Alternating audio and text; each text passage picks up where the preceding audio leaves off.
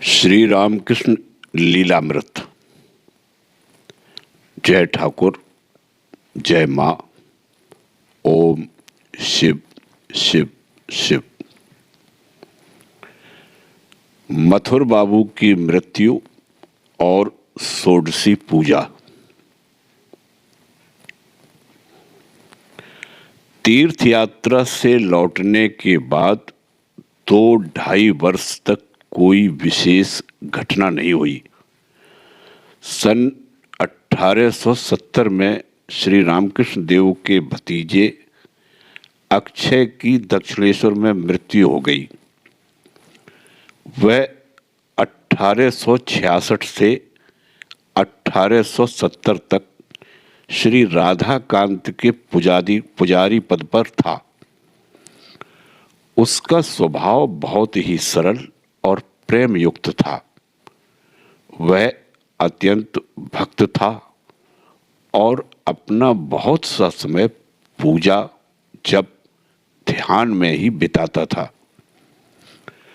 उसके इस गुण के कारण श्री रामकृष्ण देव का उस पर बड़ा प्रेम था। उसकी मृत्यु से उन्हें बहुत दुख हुआ और जिस कमरे में वह मरा उस कमरे में उन्होंने फिर कभी पैर नहीं रखा। अक्षय की मृत्यु के बाद उसकी जगह पर श्री रामकृष्ण देव के मझले भाई रामेश्वर की नियुक्ति हुई। श्री रामकृष्ण देव अक्षय की मृत्यु को भूल जावे, इस उद्देश्य से मथुर बाबू उन्हें अपनी जमींदारी के गांव में और अपने कुल गुरु के गांव में ले गए और वहां कुछ दिन व्यतीत करके उन्हें साथ लेकर दक्षिणेश्वर वापस आए। मथुर बाबू अपनी जमींदारी के गांव से लौटे। उसके कुछ ही दिनों के बाद उनकी प्रकृति बिगड़ने लगी और वे जोर से बीमार पड़ गए। उनके अवतार कार्य की समाप्ति का समय आ गया। श्री रामकृष्ण देव के पुजारी पद स्वीकार करने के समय से अब तक पूरे 14 वर्ष मथुर बाबू ने उनकी एक निष्ठ होकर सेवा की। श्री जगदम्बा की अचिंत्य लीला से वर्तमान युगावतार श्री रामकृष्ण देव के अद्भुत शक्ति विकास में सहायता करने का उच्च सम्मान उन्हें मिला था। उन्होंने अपना काम कितना सुंदर किया, यह तो उनके अब तक के वृतांत से देख ही चुके हैं। अपने जीवन की अंतिम अवधि में उन्हें श्री रामकृष्ण देव की सेवा के सिवाय और कुछ सूझता ही नहीं था। इस कथन में कोई अत्युक्ति नहीं है। त्वमेव माता चपता त्वमेव, त्वमेव बंधुश्च सखा त्वमेव, त्वमेव विद्या द्रविणम त्वमेव, त्वमेव सर्वम मम देव देव। इस प्रकार उनका मन रामकृष्णमय हो गया था। श्री रामकृष्ण देव जैसे महापुरुष की सेवा अनन्य भाव से करने से उनका मन सहज ही अति उन्नत और निष्काम बन गया था। श्री रामकृष्ण देव के प्रति उनकी इतनी भक्ति निष्ठा और दृढ़ विश्वास था कि वही उनके सर्वस्व परात्पर हो गए थे। पारलौकिक सद्गति के लिए श्री रामकृष्ण देव की सेवा के सिवाय और कुछ करने की आवश्यकता नहीं है, इस बात का उन्हें दृढ़ विश्वास हो गया था। उनके नित्य के व्यवहार में भी इस अपूर्व भक्ति विश्वास के उदाहरण देखने में आते थे। एक बार मथुर बाबू को एक बड़ा फोड़ा हो गया। उसके कारण वे बिल्कुल रुग्ण शैया पर पड़ गए। 5-6 दिनों तक श्री रामकृष्ण देव के दर्शन न मिलने के कारण उन्होंने हृदय के द्वारा उनको बुलवा भेजा। श्री रामकृष्ण देव बोले, मैं वहां जाकर क्या करूंगा? मैं क्या कोई वैद्य हूं कि मैं उसका फोड़ा अच्छा कर दूंगा? श्री रामकृष्ण देव को न आते देखकर मथुर ने उनके पास बुलावा पर बुलावा भेजा। उनका बहुत आग्रह देखकर श्री रामकृष्ण देव से भी वहां उनके पास गए बिना नहीं रहा गया। वे हृदय को साथ लेकर उनके पास गए। श्री रामकृष्ण देव को आए देखकर मथुर के आनंद का ठिकाना नहीं रहा। उस आनंद की स्फूर्ति में वे एकदम उठकर बैठ गए और बोले, बाबा, मुझको आपके पैर की धूली लेने दीजिए। श्री रामकृष्ण देव हंसते हुए बोले, बाहरे पागल, मेरे पैर की धूल लेकर तेरा क्या फायदा होगा? उससे क्या तेरा फोड़ा आराम हो जाएगा? यह सुनकर मथुर बाबू बोले, बाबा, मैं क्या इतना पागल हूं कि इस फोड़े को आराम करने के लिए आपके पैर की धूल मांगूंगा? उसके लिए तो ये डॉक्टर लोग हैं। मैं तो इस भवसागर को पार करने के लिए आपके पैर की धूल मांग रहा हूं। मथुर बाबू की ये अलौकिक भक्ति विश्वास के शब्द सुनकर श्री रामकृष्ण देव का हृदय करुणा से भर गया और वे एकदम समाधि मग्न हो गए और मथुर उनके चरणों को अपने मस्तक पर धारण करके अतिशय आनंद अनुभव करते हुए अश्रु बहाने लगे। मथुर बाबू का फोड़ा थोड़े ही दिनों में अच्छा हो गया।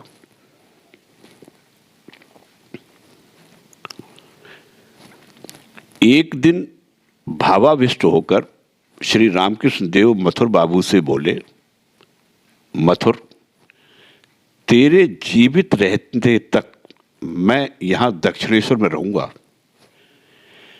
इसे सुनकर मथुर बाबू भयभीत हो गए। इसका कारण यह था कि उन्हें अच्छी तरह मालूम हो गया था कि साक्षात जगदम्बा बाबा का रूप धारण करके मेरी और मेरे परिवार की सदा रक्षा कर रही है।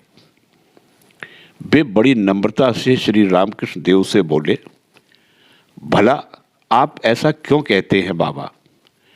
मेरी पत्नी और द्वारकानाथ मेरा पुत्र, उनकी भी आप पर बड़ी भक्ति है। उनको मैं किसको पास सौंप जाऊं? ऐसा नहीं हो सकता बाबा, उनके लिए आपको यहां रहना ही चाहिए। मथुर की यह बात सुनकर श्री रामकृष्ण देव बोले, अच्छा, मैं तेरी पत्नी और द्वारका के रहते तक यहां रहूंगा, तब तो ठीक होगा ना? और सचमुच हुआ भी यही। जगदम्बा दासी और द्वारकानाथ की मृत्यु के थोड़े ही दिनों बाद श्री रामकृष्ण देव गले के रोग से बीमार पड़े और दक्षिणेश्वर का निवास सदा के लिए छोड़कर अन्यत्र रहने के लिए चले गए। इस प्रकार 14 वर्ष तक श्री रामकृष्ण देव की अश्रुत पूर्व सेवा करके मथुर बाबू सन 1871 की जुलाई मास में बीमार पड़े। 7-8 दिनों में उनकी अवस्था खराब हो गई। बोलने में भी उन्हें अत्यंत कष्ट होता था। श्री रामकृष्ण देव पहले ही समझ चुके थे कि मथुर के अलौकिक सेवा व्रत के उद्यापन का समय बिल्कुल निकट आ गया है। इस बीमारी में उन्हें देखने के लिए वे स्वयं नहीं गए।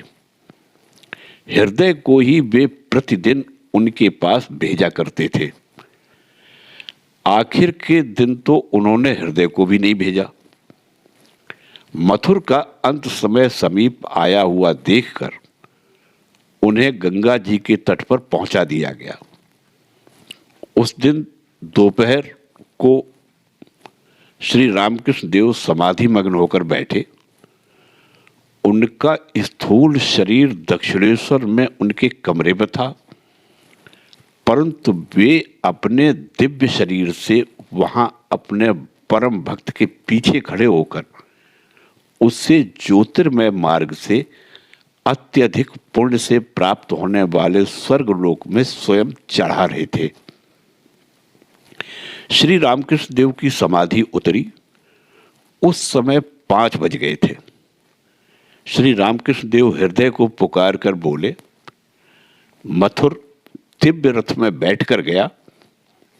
श्री जगदम्बा की सखियों ने उसे बड़े आदर से रथ में बिठाया।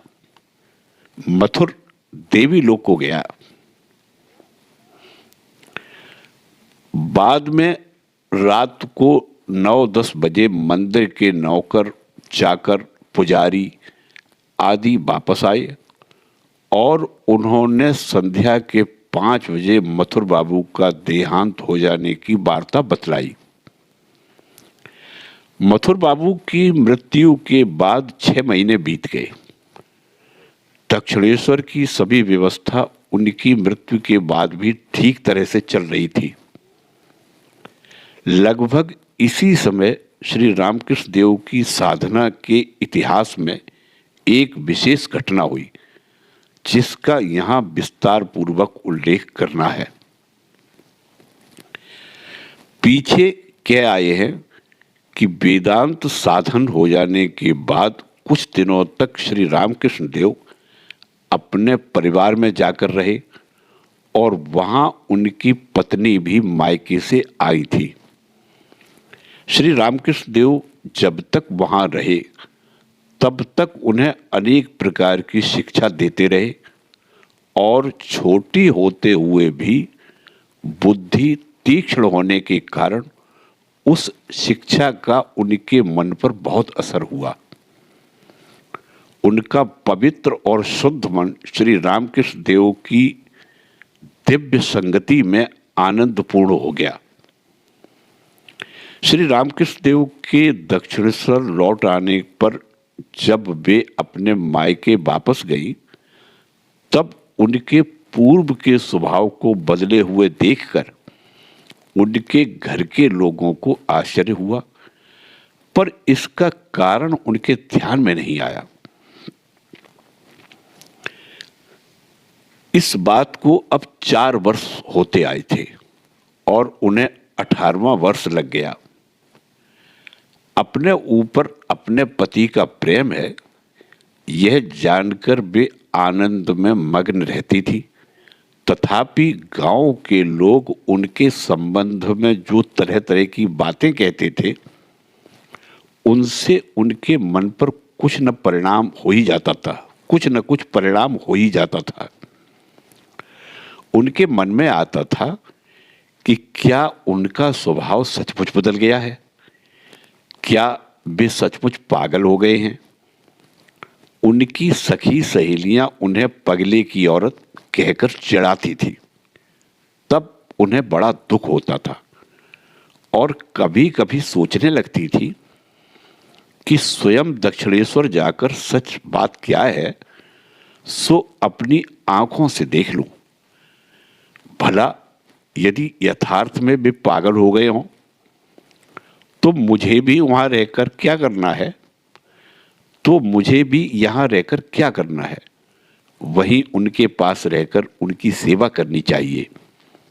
यही सोचकर उन्होंने जितनी जल्दी हो सके दक्षिणेश्वर जाने का निश्चय किया। फाल्गुन की पूर्णिमा को गंगा स्नान के लिए कई जगह से लोग कलकत्ता आया करते हैं। जयराम बाटी से भी उस वर्ष पूर्णिमा के स्नान के लिए बहुत से लोग कलकत्ता जाने वाले थे। उनमें उनके संबंधियों के यहाँ की स्त्रियां भी थीं। उनके साथ जाने के लिए अच्छा अवसर देखकर उन्होंने अपने पिता से जाने की अनुमति मांगी। रामचंद्र मुखोपाध्याय ने उनके मन के उद्देश्य को ताड़ दिया और उन्होंने भी उनके साथ कलकत्ता चलने का निश्चय किया। प्रस्थान के दिन प्रातःकाल सूर्योदय होते ही लोग चल पड़े। उन दिनों रेल न होने के कारण साधारण स्थिति के लोग पैदल ही जाया करते थे। दिन को चलते थे और रात को किसी गांव में या धर्मशाला में ठहर जाते थे। इसी क्रम से वे लोग जाते थे। परस्पर एक दूसरे की संगति में सभी यात्री बड़े आनंद से जा रहे थे। रास्ते में एक विघ्न आ पड़ा। चलने का अभ्यास न रहने के कारण श्री रामकृष्ण देव की पत्नी रास्ते में ही बीमार हो गई और रामचंद्र बाबू को उसके कारण रास्ते में एक धर्मशाला में ही ठहरना पड़ा। इस तरह रास्ते में ही बीमार पड़ जाने से श्री रामकृष्ण देव की पत्नी को तथा उनके साथ वालों को बहुत कष्ट हुआ। तथापि उस धर्मशाला में रहते समय उन्हें एक अद्भुत दर्शन प्राप्त हुआ, जिससे उन्हें बहुत धैर्य मिला।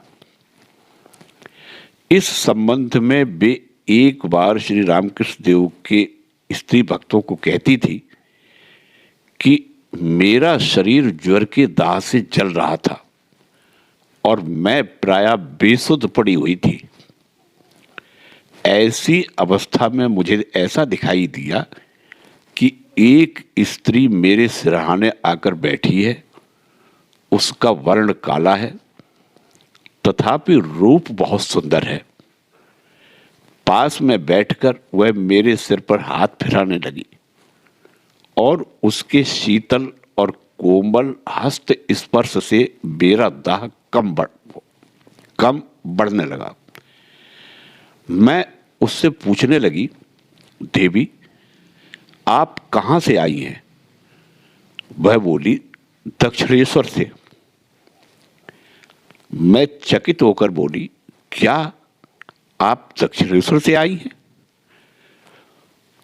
मैं भी वहीं जाने के लिए रवाना हुई हूं। मेरी इच्छा है वहां जाकर उनके दर्शन करूं और उनकी सेवा में कुछ समय बिताऊं। पर वह सब विचार एक ओर रहा। मैं ही यहां बीमार पड़ गई हूं। हे देवी, क्या मेरे भाग्य में उनके दर्शन हैं? वह स्त्री बोली, है नहीं तो अवश्य है। तू अब अच्छी हो जाएगी, वहां जाएगी, उनका दर्शन करेगी, सब कुछ अच्छा ही अच्छा होगा। तेरे लिए ही तो वहां उन्हें रोक रखा है। मैं बोली, सच? पर हे देवी, आप मेरी कौन हैं? वह बोली, मैं तेरी बहन हूं। यह सुनकर मैं बोली, सच? इसीलिए आप यहां आई हैं? इतना संवाद होने के बाद मैं होश में आ गई। दूसरे दिन उनका ज्वर उतर गया और उसके बाद एक दो दिन वहीं बिताकर फिर सब लोग धीरे धीरे कलकत्ता की ओर रवाना हुए। रास्ते में एक सवारी भी मिल गई। इस तरह मुकाम करते करते सब लोग दक्षिणेश्वर पहुंच गए। रात को लगभग 9 बजे माता जी काली मंदिर में पहुंची। अपनी पत्नी को बीमारी की अवस्था में ही वहां आई हुई देखकर श्री रामकृष्ण देव को दुख हुआ। सर्दी आदि लगकर ज्वर पुनः न आ जाए, इस डर से उन्होंने उनके लिए अपने ही कमरे में एक और अलग बिस्तर बिछा दिया और वे दुख के साथ बारंबार कहने लगे, अरे तू इतने दिनों के बाद आई, अब क्या मेरा मथुर जीवित है जो तेरा ठीक ठीक प्रबंध करेगा? दूसरे दिन सवेरे ही उन्होंने वैद्य को बुलवाकर औषध दिलाना शुरू किया। 3-4 दिन दवा पानी का ठीक ठीक प्रबंध करके ज्वर दूर हो जाने पर नौबत खाने में अपनी माता के पास उनके रहने का प्रबंध श्री रामकृष्ण देव ने कर दिया। उनकी पत्नी का संशय दूर हो गया और उन्हें निश्चय हो गया कि हमारे पति जैसे पहले थे वैसे ही अभी भी है। अब यह देखकर उनके आनंद का पार नहीं रहा और वे नौबत खाने में रहकर अपने पति और सास की मन लगाकर सेवा शुश्रूषा करने में समय बिताने लगी। अपनी पुत्री को आनंदित देख उनके पिता कुछ दिन वहां रहकर अपने गांव को लौट गए। हम पहले बता चुके हैं कि कामारपुकुर में रहते समय श्री रामकृष्ण देव ने अपनी पत्नी को शिक्षा देना प्रारंभ कर दिया था, परंतु कुछ दिनों में वे दक्षिणेश्वर लौट आए। इसलिए उनकी शिक्षा का कार्य और अपनी तपश्चर्या को कसौटी पर रखने का उनका उद्देश्य अधूरा ही रह गया। स्वयं अपने आप वे किसी भी कार्य में अग्रसर नहीं होते थे। श्री जगदम्बा की इच्छा से जो कार्य सामने आ जावे उसी को मन लगाकर पूरा करते थे। उनका यह स्वभाव उनकी प्रकृति में दृढ़ हो गया था। अतः उन्होंने अपनी तपश्चर्या को कसौटी पर कसने का विचार अपनी पत्नी के आप ही वहां आने तक कभी नहीं किया। पत्नी को शिक्षा देने के लिए या अपनी तपस्या की परीक्षा करने के लिए स्वयं उन्होंने अपनी पत्नी को नहीं बुलवाया, पर अब पत्नी के दक्षिणेश्वर में ही आ जाने के कारण उन्होंने यह कार्य पूरा करने का निश्चय किया और सब तरह के सांसारिक विषयों से लगाकर गहन आध्यात्मिक विषय तक के संबंध की शिक्षा देना उन्होंने आरंभ किया। उन्होंने उनसे कहा, चांद जैसे सभी लड़कों का मामा है वैसे ही ईश्वर भी हम सबका है। उसकी भक्ति करने का अधिकार सभी को है। जो उसकी भक्ति करेगा उसे वह दर्शन देकर कृतार्थ करेगा। तू उसकी भक्ति करेगी तो तुझको भी वह दर्शन होगा। श्री रामकृष्ण देव की शिक्षा पद्धति ऐसी थी कि वे शिष्य पर बहुत प्रेम करके प्रथम उसे बिल्कुल अपना बना लेते थे और तत्पश्चात वे उसे केवल उपदेश देकर ही संतुष्ट नहीं होते थे, वरन अपने उपदेश के अनुसार शिष्य चल रहा है या नहीं इस ओर भी बड़ी बारीकी से ध्यान रखते थे और कहीं उसकी गलती होती थी तो उसे वे समझा बुझाकर पुनः उचित मार्ग में लगाते थे। अपनी पत्नी के संबंध में भी उन्होंने इसी पद्धति का अवलंबन किया। दक्षिणेश्वर में आते ही उन्होंने अपनी पत्नी को बीमार देखकर उन्हें अपने ही कमरे में ठहराया और उनके आराम होने पर जब वे नौबत खाने में अपनी सास के पास रहने लगी तब भी रात को उन्हें अपनी शैया पर भी सोने की अनुमति दे दी। इससे पत्नी को उनके प्रति कितनी ममता उत्पन्न हुई होगी और उनके सभी उपदेशों को वे कितनी तत्परता से मानती होंगी, इसकी कल्पना आप ही लोग करें। श्री रामकृष्ण देव के इस समय के दिव्य आचरण का वृतांत हम पहले ही विवाह प्रकरण में आप सबको बतला चुके हैं। अब यहाँ केवल एक दो नई बातें ही बताना शेष है। इस समय एक दिन उनके पैर दबाते दबाते माताजी ने उनसे एकाएक पूछा, मुझको आप कौन समझते हैं? श्री रामकृष्ण देव बोले, जो माता उस काली मंदिर में है वही इस शरीर को जन्म देकर अभी नौबत खाने में निवास करती है और वही यहाँ पर इस समय मेरे पैर दबा रही है। तू मुझे सचमुच ही सदा साक्षात आनंदमयी के स्वरूप में ही दिखाई दिया करती है। और भी एक दिन अपनी पत्नी को अपने समीप ही सोती हुई देखकर अपने मन को संबोधन करते हुए श्री रामकृष्ण देव विचार करने लगे, अरे मन, इसी को स्त्री शरीर कहते हैं।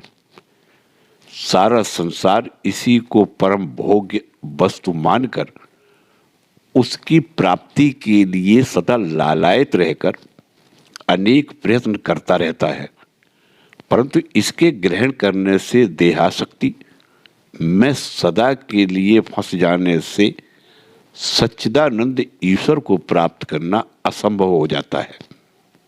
हे मन, सच सच बोल, भीतर एक और बाहर दूसरा ऐसा मत रख।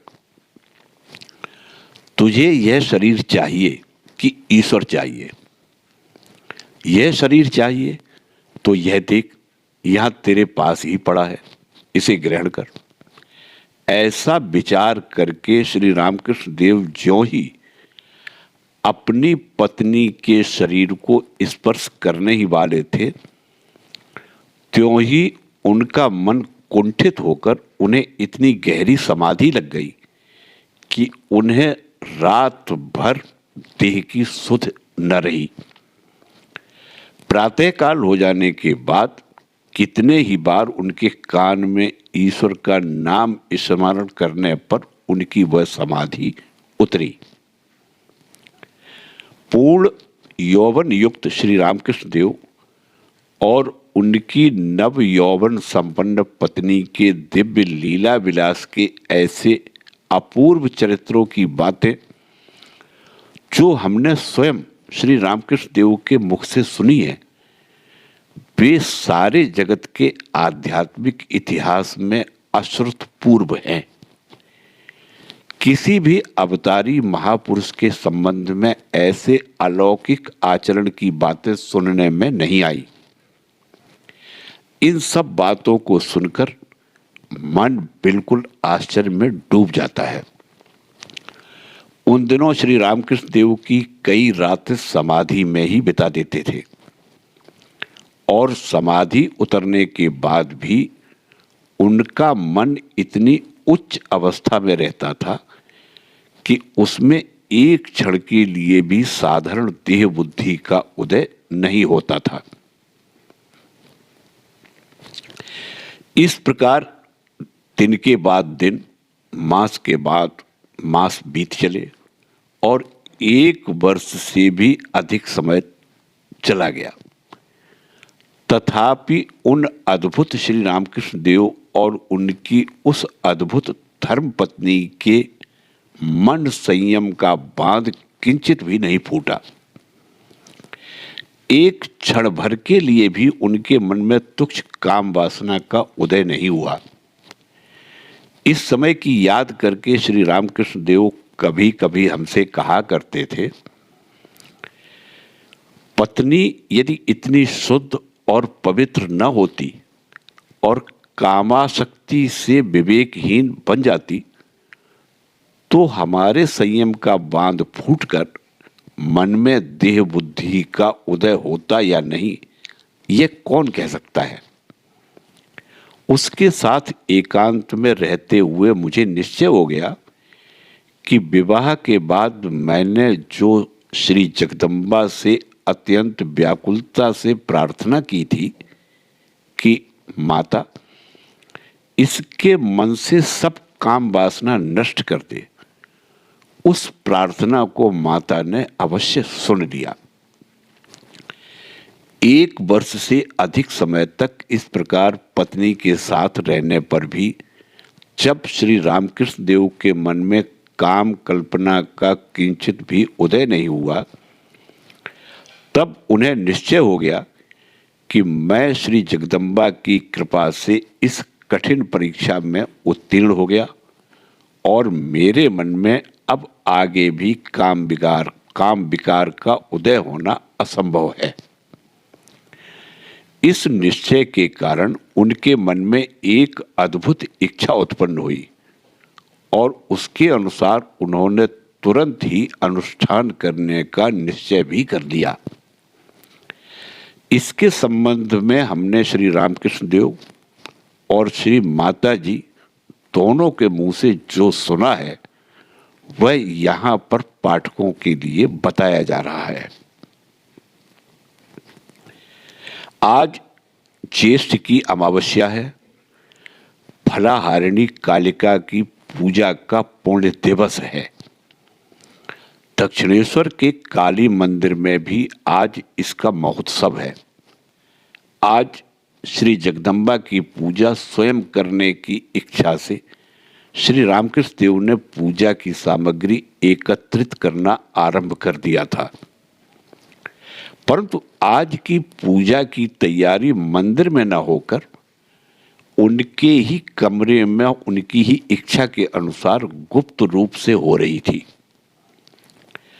देवी के बैठने के लिए एक सुंदर चौरंग तैयार करके रखा गया था।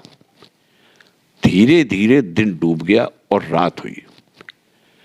अमावस्या की कालिमा सर्वत्र फैली हुई थी।